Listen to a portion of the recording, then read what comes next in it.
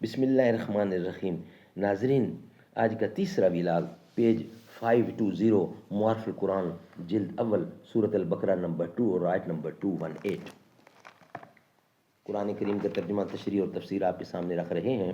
معارف القرآن جلد اول سورۃ الفاتحہ سے لے کر سورۃ البقرہ پارہ اول تا پارہ تیسرا رکوع 8واں۔ رائٹر ہیں اس کتاب کے مفتی اعظم پاکستان حضرت مولانا مفتی محمد شفیع صاحب رحمۃ اللہ علیہ۔ بسم اللہ الرحمن الرحیم۔ الحمد للہ وکفی وسلام علی عبادہ الذین اصطفی۔ قال النبی صلی اللہ علیہ وسلم خیرکم من تعلم القرآن وعلمہ۔ بہترین لوگ وہ ہیں جو خود بھی قرآن پڑھیں، دوسروں کو پڑھائیں، سکھائیں اور لکھائیں۔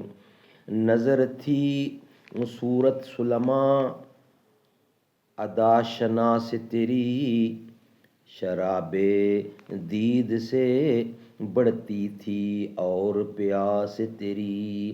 تجھے نظارے کا مثل کلیم سودا تھا، اویس طاقت دیدار کو ترستا تھا۔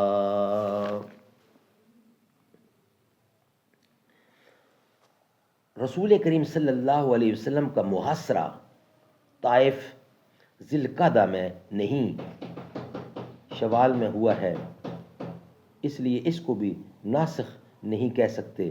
البتہ یہ کہا جا سکتا ہے کہ اشہر الحرم میں قتال کی حرمت متعلقہ جو مذکورہ آیات سے معلوم ہوتی ہے، اس میں سے وہ صورتیں مستثنیٰ کر دی گئی ہیں کہ خود کفار ان مہینوں میں مسلمانوں سے قتال کرنے لگیں تو جوابی حملہ اور دفاع مسلمانوں کے لیے بھی جائز ہے۔ اتنے حصہ کو منسوخ کہا جا سکتا ہے جس کی تصریح اس آیت میں ہے، الشہر الحرام بالشہر الحرام۔ تو خلاصہ یہ ہوا کہ ابتداءً قتال تو ان مہینوں میں ہمیشہ کے لیے حرام ہے، مگر جب کفار ان مہینوں میں حملہ آور ہوں تو مدافعانہ قتال کی مسلمانوں کو بھی اجازت ہے، جیسا کہ امام جساس نے بروایت حضرت جابر رضی اللہ بن عبداللہ نقل کیا ہے کہ رسول کریم صلی اللہ علیہ وسلم کسی شہر الحرام، شہر یعنی مہینہ حرام میں اس وقت تک قتال نہ کرتے تھے جب تک کہ قتال کی ابتدا کفار کی طرف سے نہ ہو جائے۔ ناظرین، ویلاگ نمبر 3 ہمارا کمپلیٹ ہوا۔ ویلاگ نمبر 4 کے ساتھ آپ کے ساتھ ہماری ملاقات ہوگی انشاءاللہ۔ آقا ہیں قمر بے شک، اصحاب ستارے ہیں، اس چاند کے ہر جانب تاروں کی لڑی ہوگی۔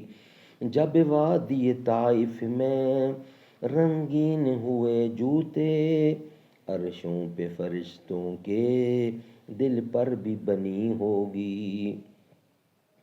جب احد و بدر والے آقا پہ ہوئے قرباں، جب احد و بدر والے آقا پہ ہوئے قرباں، خوشخبری جنت کی پھر ان کو ملی ہوگی۔